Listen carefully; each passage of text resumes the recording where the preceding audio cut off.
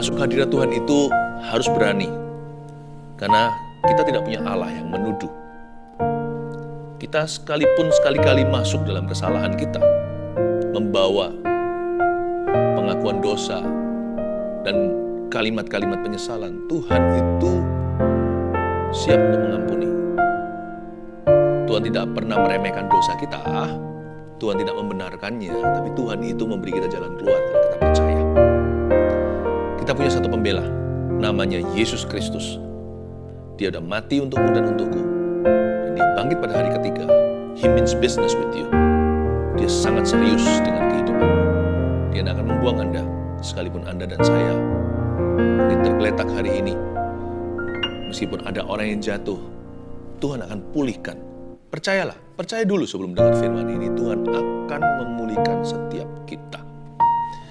Mari kita ambil Alkitab kita. Kita buka di Yohanes pasal yang ke-8 ayat 1. Saya beri judul Pembelaku Saat Ku Jatuh. Bukan hanya membela kita saat goyah. Bahkan kalau ada orang tertentu sudah terlanjur jatuh dalam dosa atau gagal usahanya, rumah tangganya, Tuhan kita itu tidak akan membuangmu. Yesus, kaulah pembelaku. Pada siapa aku harus takut? Ada sebuah cerita yang sangat interesting, sangat menarik hati. Perempuan yang berzina. Ini orang yang tertangkap basah. Kita lihat ayat pertama. Tetapi Yesus pergi ke Bukit Zaitun. Pagi-pagi benar ia berada lagi di bait Allah, dan seluruh rakyat datang kepadanya. Ia duduk dan mengajar mereka. Maka ahli-ahli Taurat dan orang-orang Farisi membawa kepadanya seorang perempuan yang kedapatan berbuat zina. Mereka menempatkan perempuan itu di tengah-tengah, lalu berkata kepada Yesus, Rabi, perempuan ini tertangkap basah ketika ia sedang berbuat zina. Musa dalam hukum Taurat memerintahkan kita untuk melempari perempuan-perempuan yang demikian. Apakah pendapatmu tentang hal itu? Mereka mengatakan hal ini untuk mencobai dia, supaya mereka memperoleh sesuatu untuk menyalahkannya. Tetapi Yesus membungkuk lalu menulis dengan jarinya di tanah. Dan ketika mereka terus-menerus bertanya kepadanya, ia pun bangkit berdiri. Lalu berkata kepada mereka, barang siapa di antara kamu tidak berdosa, hendaklah ia yang pertama melemparkan batu kepada perempuan itu. Lalu ia membungkuk pula dan menulis di tanah. Tetapi setelah mereka mendengar perkataan itu, pergilah mereka seorang demi seorang mulai dari yang tertua. Akhirnya tinggallah Yesus seorang diri dengan perempuan itu yang tetap di tempatnya. Lalu Yesus bangkit berdiri dan berkata kepadanya, hai perempuan, di manakah mereka? Tidak adakah seorang yang menghukum engkau? Jawabnya, tidak ada Tuhan. Lalu kata Yesus, aku pun tidak menghukum engkau. Pergilah dan jangan berbuat dosa lagi mulai dari sekarang. Coba saya ekspositori ya, saya dalami firman Tuhan. Anda akan menemukan hal-hal baru di dalamnya. Tetapi Yesus pergi ke Bukit Zaitun, kejadiannya di sana. Pagi-pagi benar ia berada lagi di bait Allah ayat 2, dan seluruh rakyat datang kepadanya. Ia duduk dan mengajar mereka. Tipikal sekali Tuhan Yesus. Tuhan itu selalu mengajar. Dia itu guru kita, bukan hanya Tuhan. Sama Tuhan itu ya, selalu kita dididik dalam jalan yang benar. Tuhan kita itu gembala, senantiasa menuntun umatnya ke rumput hijau, air yang tenang. Kalau ikut Tuhan itu senang. Bukan berarti hidup itu senang, hidup gak selalu senang. Banyak susahnya, tapi ikut Tuhan selalu senang. Tuhan gak pernah mengecewakan. Tuhan baik. Maka ahli-ahli Taurat dan orang Farisi membawa kepadanya seorang perempuan yang kedapatan berbuat zina. Nah ini dia, mulai masuk culprit atau mulai masuk antagonisnya, mulai masuk orang-orang jahatnya. Ahli Taurat orang Farisi ini berkali-kali di kitab Injil disebut mereka ini troublemakers, padahal mereka ini berjubah agama. Jangan terkecoh dengan apa yang nampak mata. Ada orang tertentu kelihatannya seperti tahu banyak firman, tapi hatinya tidak punya kasih. Dari mana kita itu tahu sebuah pohon itu merek apa? Dari buahnya, bukan dari pengetahuannya. Pengetahuan itu penting, jangan salah paham. Kita harus belajar firman, tapi yang Tuhan cari pada sebuah pohon adalah buahnya. Buah pertama adalah kasih. Dan Tuhan Yesus ajari bagaimana caranya deal berurusan dengan orang berdosa. Tapi Tuhan itu lebih dipusingkan dengan orang-orang yang sok suci. Kita jangan jadi kedua-duanya, karena kita sudah ditebus dengan darah yang mahal, kita jangan jatuh ke dosa lagi. Tapi kita juga jangan sok suci. Jangan lupa loh, yang namanya kacang jangan lupa kulitnya. Kita jangan pernah pikun siapa kita sebelum Tuhan menyelamatkan kita. Sama saja kita juga orang berdosa yang berlumuran darah Yesus anak domba Allah. Ayat 4, mereka menempatkan perempuan itu di tengah-tengah, lalu berkata kepada Yesus, Rabi, perempuan ini tertangkap basah ketika ia sedang berbuat zina. Tunggu sebentar, ada sesuatu yang off. Can't you see? Bisakah Anda melihatnya? Mereka menempatkan perempuan itu di tengah-tengah. Ini kan perempuan yang berzina. Dia tertangkap basah sedang berbuat zina. Berarti ini bukan percabulan, dia bukan berbuat seks dengan dirinya. Dia melakukan persetubuhan dengan seseorang. Loh kok nggak fair ya? Mereka hanya menempatkan sang perempuan di tengah. Mana cowoknya?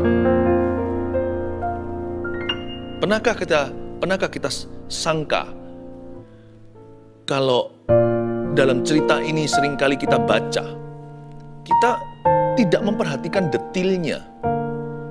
Saya selalu bertanya, mana laki-lakinya? Bukankah dibutuhkan 2 orang untuk berzina? Dasar orang-orang Farisi ahli Taurat ini adalah orang-orang yang hipokrit. Orang-orang yang munafik.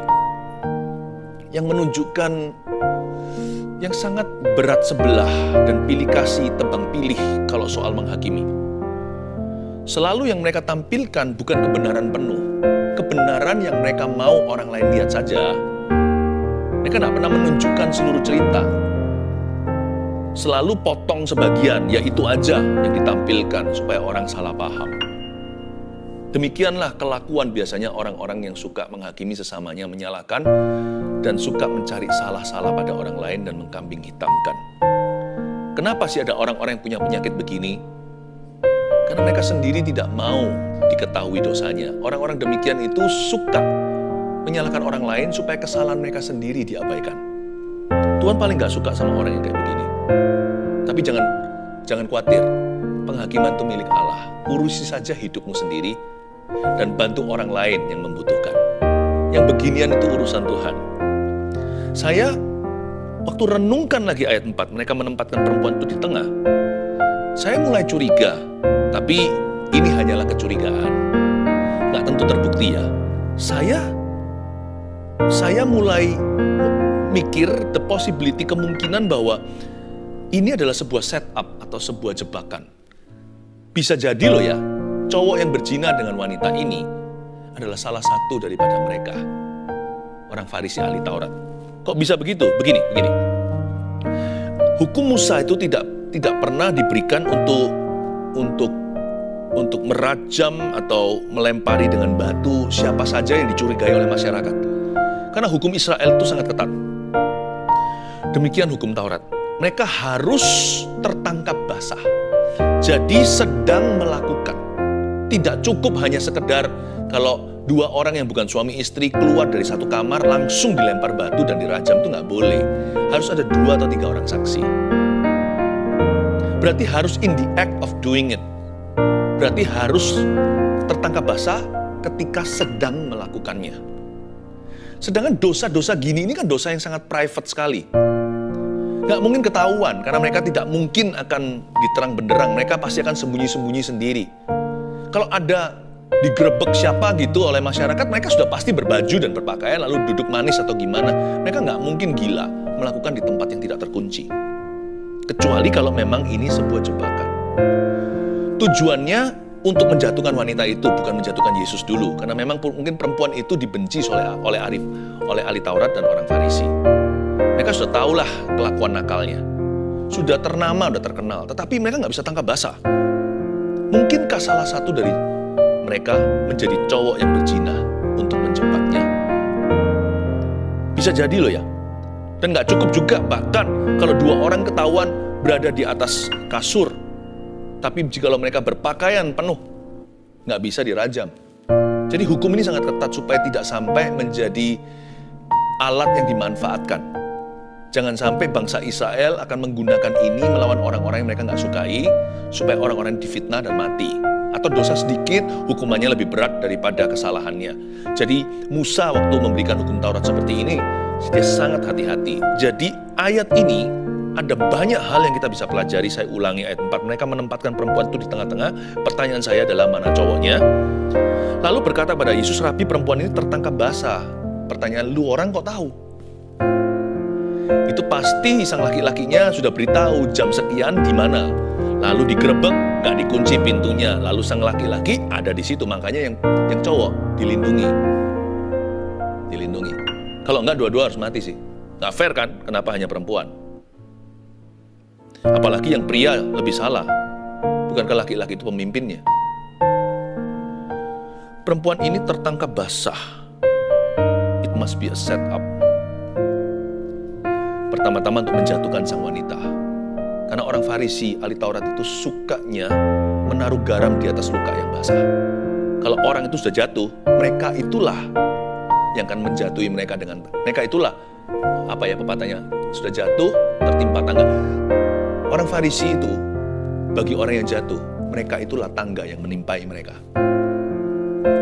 Jadi para ahli Taurat ini memang membenci perempuan ini, dan sekali dayung dua pulau terlampaui. Mereka ingin sekaligus kalau bisa menjatuhkan perempuan ini dan pakai perempuan ini untuk menjatuhkan Yesus yang lebih mereka benci daripada orang berdosa.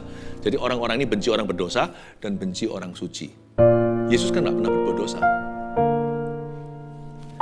Lalu ditangkaplah wanita ini, ditaruh di tengah-tengah. Ayat 5. Musa dalam hukum Taurat memerintahkan kita untuk melempari perempuan-perempuan yang demikian. Apakah pendapatmu tentang hal itu? Wah, ini tricky sekali. Kalau Anda mengerti konteksnya saat itu, ini dilemanya setengah mati. Bagi Yesus ya, kalau Tuhan berkata, aku ampuni, nggak apa-apa. Semua orang akan menuduh pengajarannya, dia terlalu linear atau terlalu lembek sama dosa. Wah, semua orang kecewa sama Tuhan. Ternyata ujung-ujungnya kompromi oke. Ternyata ujung-ujungnya pengajarannya membenarkan hawa nafsu. Padahal Tuhan Yesus sudah ajarkan, berbahagialah orang yang menderita karena kebenaran. Mereka ingin mendiskualifikasi Mesias atau Sang Juru Selamat. Jadi kalau Tuhan lepaskan dia, berarti Tuhan tidak respect sama Musa. Wah, dia bisa dijegal. Sedangkan Musa itu kan hamba Tuhan. Semua bangsa Israel sama-sama sepakat bahwa Musa itu nabi utusan. Yesus dalam posisi yang sangat sulit. Kalau dia biarkan, berarti Tuhan pro dosa. Wah, runtuhlah seluruh teologinya.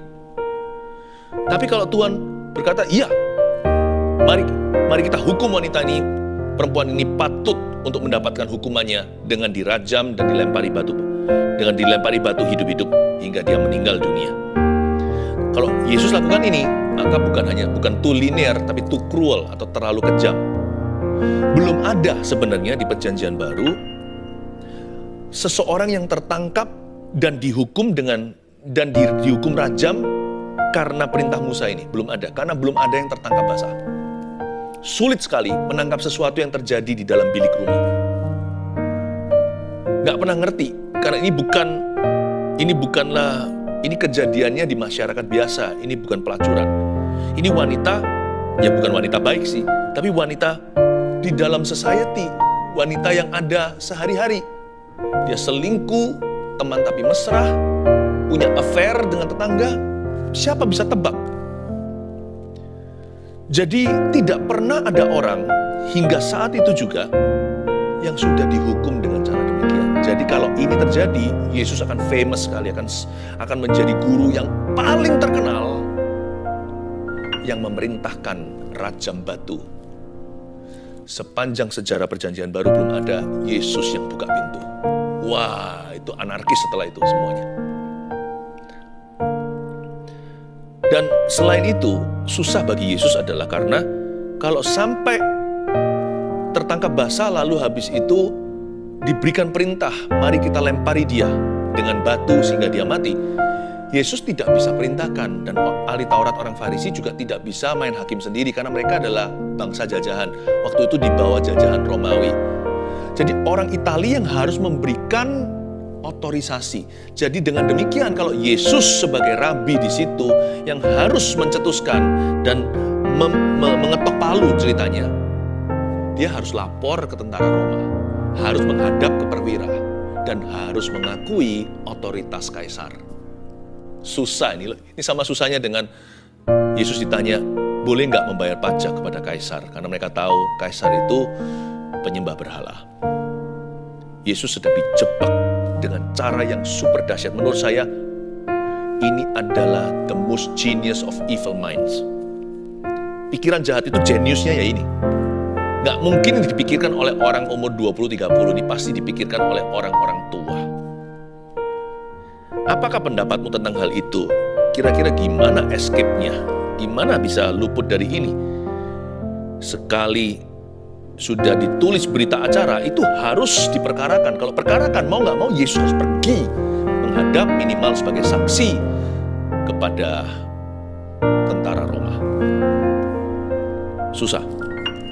Tapi mereka belum tahu. Yang mereka hadapi adalah hikmat. Bukan yang punya hikmat, dialah sang hikmat. Mereka mengatakan hal itu untuk mencobai dia, ayat 6, supaya mereka memperoleh sesuatu untuk menyalahkannya. Tetapi, siapkan hati ya, saya kagum pol banget, maksimal sama Tuhan Yesus, tapi Yesus membungkuk. Yesus membungkuk, lalu menulis dengan jarinya di tanah, dan ketika mereka terus-menerus bertanya kepadanya, mereka terus membombardir dia. Ia pun bangkit berdiri lalu berkata kepada mereka, barang siapa di antara kamu tidak berdosa, hendaklah ia yang pertama melemparkan batu kepada perempuan itu. Kembali ke ayat 6. Mereka mengatakan hal itu untuk mencobai dia supaya mereka memperoleh sesuatu untuk menyalahkannya. Lalu tetapi Yesus membungkuk lalu menulis dengan jarinya di tanah. Pembelaku saat ku jatuh, Yesus itu. Yang pertama-tama, catat poin ke-1, bagaimana Tuhan membela kita. Yesus menyamakan dirinya dengan kita, namun tanpa dosa. Catatlah. Gini loh caranya Tuhan itu membela orang berdosa seperti Anda dan saya. Yesus menyamakan dirinya. Dia nge-level ke kita yang nggak level sama sekali. Coba pahami kalimat ini. Yesus membungkuk lalu menulis dengan jarinya di tanah. Yesus itu stoop low. Kelihatannya sang wanita itu ketika ditaruh di tengah-tengah, dia rebah. Lemaslah, dia tahu dia segera berjumpa dengan ajalnya. Dia akan segera mengakhiri usia. Siapa nggak takut sedang dikeroyok massa? Dia perempuan lagi. Nah, Yesus itu stoop solo, dia itu membungkuk. Bukan untuk menulis, pertama-tama untuk nge-level dengan perempuan berzina yang sedang sebentar lagi menemukan ajalnya. Dari sini kita tahu bahasa tubuh sang juru selamat. Yesus itu selalu, he always identifies with you and I. Itu bahasa Inggrisnya. Yesus selalu menyamakan dirinya dengan kita. Namun bedanya, dia tanpa dosa. Kita ini orang berdosa, dia menyamakan dirinya. Saya ingat waktu anak-anak saya masih kecil, mereka itu bisa kompak, itu saya senang sekali. Gimana caranya? Suatu hari ya saya kasih contoh, salah satu anak saya itu dihukum sama kami karena nakal. Saya beritahu, ayo, gitu ya, singkat ceritanya, kamu harus terima disiplin, bukan hanya nasihat. Pada waktu saya lagi didik anak saya yang satu yang sedang bersalah, anak yang lainnya kompak sama saudaranya, berdiri di sampingnya. Pada saat saya lagi bukan emosi sih, waktu itu saya lagi tegasnya, saya tanya, ngapain kamu di sebelah saudaramu? Ya diam aja. Lucu sih, anak kecil kan, diam aja. Kamu mau minta dihukum sekalian? Diam aja. Dari situ agak geli sih, tetapi saya terharu juga melihat bagaimana mereka saling bela. Akhirnya dua-dua kami grounded atau saya setrap. Saya bilang, kembali ke kamarmu, tidak boleh keluar. Udah di kamar. Saya nggak pernah pakai kekerasan untuk mendidik anak. Saya ambil privilege atau saya ambil ambil hak-haknya mereka. Dan saya ambil hari itu hak mereka untuk keluar, untuk jalan-jalan, untuk mainan. Saya bilang, kembali ke kamar. Waktu kembali ke kamar, dua-dua masuk. Yang salah masuk, yang nggak salah juga masuk ke dalam. Andai kata di kamar saya suruh dia 1 jam, setengah jam saya keluarkan. Bukan karena yang salah, saya keluarkan karena saya kasihan dengan yang nggak salah. Itu loh saudaranya yang ikut untuk merasakan penderitaannya atau turut menanggung hukumannya. Yesus itu membungkuk untuk meringankan hukuman sang wanita itu. Bapak tidak akan menghukum perempuan itu karena yang gak bersalah ikut membungkuk dengan dia. Jikalau Bapak Allah yang Maha Suci itu mau menghukummu dan menghukum buku gara-gara Yesus di dalam hidup kita, banyak gak jadinya. Bukan karena kita yang mulia, tapi karena Yesus yang gak pernah berdosa yang ada di dalam hidup Anda dan hidup saya. Makanya hukuman kita itu gak setimpal dengan perbuatan kita. Dosa kita itu loh ditimpali pengampunan. Bukan karena Anda dan saya sosial amal, tapi karena Yesus yang gak berdosa, yang suci itu, yang ada di dalam hidupmu. Ketika kita mau dihukum, tapi Bapa mengutus putranya yang tunggal, Yesus Kristus, supaya di samping kita selalu ada yang ikut menanggung hukuman kita. Lebih tepatnya, dialah yang memikul dosa kita di kayu salibnya. Yesus itu menyamakan diri dengan kita. Namun tanpa dosa, dia nggak sama dengan dosa kita. Tapi Yesus menyamakan diri atau level dengan you and me, yang nggak level sama sekali sama sorga. Waktu dia membungkuk, semua orang terkejut dengan reaksinya. Loh kok begini? Harusnya dia mengintimidasi kan perempuan itu. Tahu rasa kamu? Siapa suruh kamu begitu? Rajam dia, kan lebih gampang.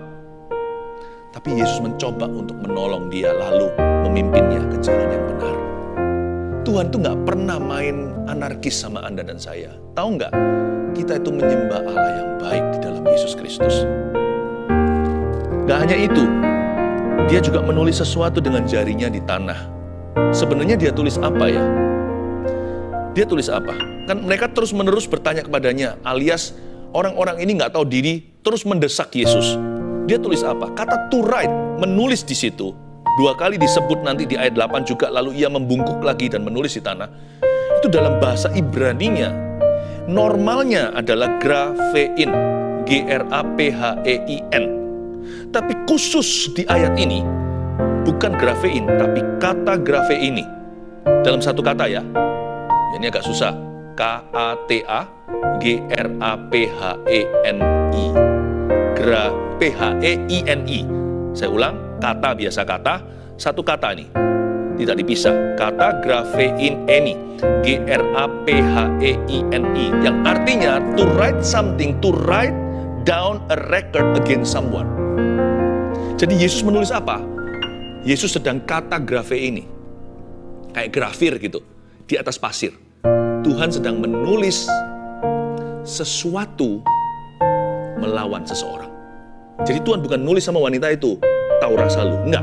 Tulisan itu ditujukan kepada para tua-tua yang berdiri. Yesus menulis begini, I know what you did last summer. Mungkin Tuhan sebut namanya. Sini namanya siapa? Ini mungkin namanya Barsabas. Atau siapa namanya lah, nggak tahu nama-nama orang-orang Farisi apa. Ditulis namanya, ditulis dosanya. Mereka mendesak. Yesus tidak terdesak. Yesus tulis satu persatu. Kalian tidak lebih suci dari orang. Jadi jangan takut orang yang menghakimimu. Orang yang suka sepenggal-penggal melihat Anda, hanya mencari-cari kesalahan, dan yang tidak pernah mau melupakan keteledoran dan mungkin kesalahan Anda dalam belajar, itu diingat-ingat selama-lamanya forever di dalam otak dan hati orang-orang tertentu. Ada orang-orang yang will never let you go. Akan ada orang-orang yang selalu akan mendakwa Anda.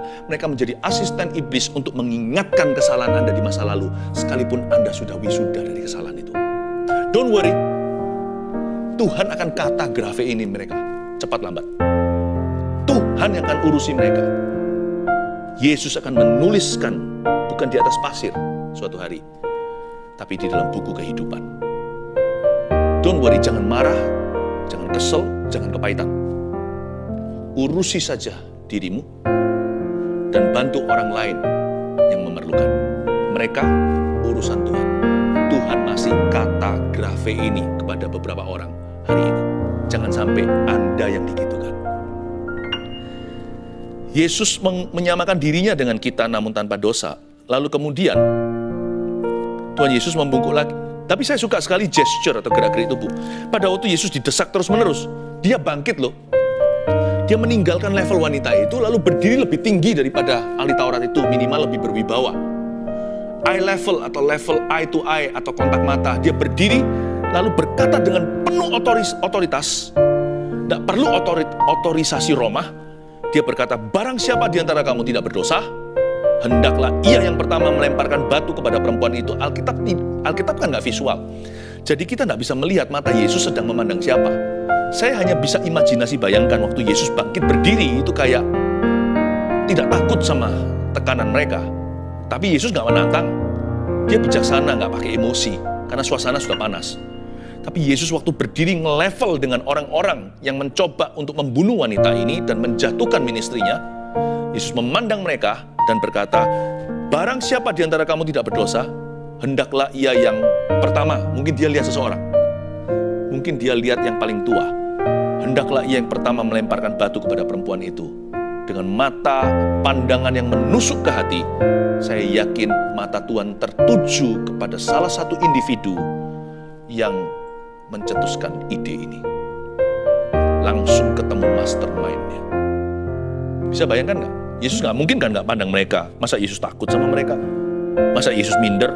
Yesus berdiri dan berkata, barang siapa di antara kamu yang tidak pernah berbuat dosa, hendaklah ia yang pertama melemparkan batu kepada perempuan itu. Kata hendaklah ia, persis matanya tertuju kepada sang pencetus idenya. Tidak heran di ayat 9. Tapi setelah mereka mendengar perkataan itu, pergilah mereka seorang demi seorang. Mulai dari siapa? Mulai dari yang mencetuskan idenya. Mulai dari sang mastermind-nya, arsiteknya. Mulai dari yang tertua, yang paling bijaksana, yang paling licik ini pasti. Pergi dulu. Akhirnya tinggallah Yesus seorang dan sendiri dengan perempuan itu yang tetap di tempatnya. Lalu Yesus bangkit berdiri dan berkata kepadanya, hai perempuan, di manakah mereka? Setelah orang-orang itu pergi semuanya, Yesus kembali membungkuk. Kalau Yesus berdiri tinggi, perempuan itu kan takut. Di dunia hewan aja tahu. Ada binatang tertentu kalau terancam, dia berdiri supaya menipu, supaya menunjukkan kepada predator atau yang ingin memangsanya atau yang membahayakan pups atau anak-anaknya atau sarangnya. Dia berdiri untuk menunjukkan bahwa dia besar, padahal dia hewan yang lebih kecil. Bayangkan, perempuan ini merasa begitu kecil hari itu. Dia sudah merasa seperti tidak berharga dan sampah. Dia merasa tidak layak sama sekali, wong dia sudah jatuh. Kalau Yesus berdiri ngomong sama dia, hai perempuan, di manakah mereka semua? Dia malah ketakutan, malah terusir keluar dari hadirat Allah sekalian. Tapi Yesus membungkuk ketika satu persatu mereka itu pergi, dimulai dari yang tua. Lalu Yesus setelah itu berkata sama dia, Yesus bangkit berdiri dan berkata kepada perempuan itu, di manakah mereka? Yesus bungkuk dulu untuk mencipta percaya. Ketika Yesus akhirnya berdiri, wanita itu sudah ready untuk melihat matanya. Yesus membungkuk untuk menjemput dia dari levelnya dia yang gak level sama sekali sama Tuhan. Lalu Yesus berdiri dan bertanya kepadanya, hai perempuan, where are they? Di manakah mereka? Kali ini Yesus berbicara seperti seorang hakim yang berwibawa. Where are they? Wah, itu perempuan setengah rasa aman, masih ada takutnya. Mau diapakan? Waktu berdiri kan Yesus kelihatan lebih besar, jauh lebih besar. Hai perempuan, di manakah mereka? Dia ada khawatir dan gentar. Jangan-jangan inilah hukumanku. Sekarang pasti aku tidak lolos lagi. Tidak adakah seorang yang menghukum kau? Jawaban ini seperti air dingin di Sahara panas. Seperti orang yang disiram dengan hawa sejuk ketika dia dehidrasi total. Jawabnya, tidak ada Tuhan. Lalu kata Yesus, aku pun tidak menghukum kau. Sebagai hakim tinggi dan berdiri menjulang, Tuhan berkata, come, nak, aku tidak menghukum engkau. Bagaimana Tuhan membela kita ketika kita jauh? Yang nomor 2, Yesus mengampuni dan tidak menghukum kita. Tapi apakah berhenti di situ? Bye. saya lanjut berdosa. Oh enggak. Orang yang terima kasih karunia juga harus menerima kepemimpinan Yesus Kristus. Yesus itu pemimpin yang righteous, pemimpin yang kudus. Jadi mau nggak mau, kita yang jadi buah pengampunannya tidak akan jatuh jauh dari pohonnya. Pohonnya adalah pohon righteousness atau pohon kebenaran. Berarti yang nomor 3, poin berikutnya itu di ayat selanjutnya. Jawabnya tidak ada Tuhan, lalu kata Yesus, aku pun tidak menghukum kau. Lalu pergilah dan jangan berbuat dosa lagi mulai dari sekarang. Kata pergilah ini panggilan, seperti amanat agung, pergi beritakan. Pergilah dan jangan berbuat dosa lagi mulai dari sekarang. Nomor 3, Yesus memimpin kita kepada pertobatan dan kemerdekaan sejati. Tuhan Yesus gak pernah berhenti sampai pengampunan. Karya pengampunan memang selesai di kayu salib ketika Yesus berseru, it is finished, atau sudah selesai. Tapi karya Kristus di hidup kita belum selesai sampai kita merdeka. Merdeka di sini bukan free to sin atau bebas untuk berdosa. Merdeka di sini adalah free from sin, tapi bebas atau merdeka dari dosa. Saya sudah nggak perlu lagi berdosa. Sekarang saya punya tujuan yang mulia. Saya nggak perlu lagi jatuh. Kan bangkit itu bisa bersama Tuhan, tiada yang sukar, bukan? Sekarang saya menemukan jalan yang lebih tinggi. Jalanmu lebih tinggi dari jalanku. Kalau Yesus yang mimpin kita, the complete work of Christ atau pekerjaan Kristus yang lengkap dalam kehidupan kita itu tidak lengkap sampai kita mengalami kemenangan. Dan kemenangan itu selalu dimulai dengan 101. Step number 1 atau langkah ke-1 adalah pertobatan dulu. Karena itu kalau siapa ketemu Yesus, mau nggak mau pasti berubah. Pelacur menjadi seorang perempuan yang takut akan Allah. Pemungut cukai menjadi seorang yang jujur. Seorang nelayan yang nggak percaya menjadi seorang rasul iman. Seorang yang sukanya marah-marah, anak halilintar seperti Yohanes dan Yakobus, bentar-bentar mau goreng orang, menjadi rasul kasih. Nggak bisa nggak. Kalau ketemu Yesus, pasti dituntun ke pertobatan yang sejati, bukan pura-pura. Dan pasti ujungnya adalah kemerdekaan dari dosa. Karena kita punya tujuan yang mulia. Bagaimana cara Yesus membela kita ketika kita jatuh? 1, Yesus menyamakan dirinya dengan kita, namun tidak berdosa. Namun tanpa dosa, maksud saya. 2, Yesus mengampuni dan tidak menghukum kita. Jadi jangan takut mendekati hadirat Allah, karena Tuhan marah. Siapa bilang? Setan yang berkata demikian. Tuhan tidak murka.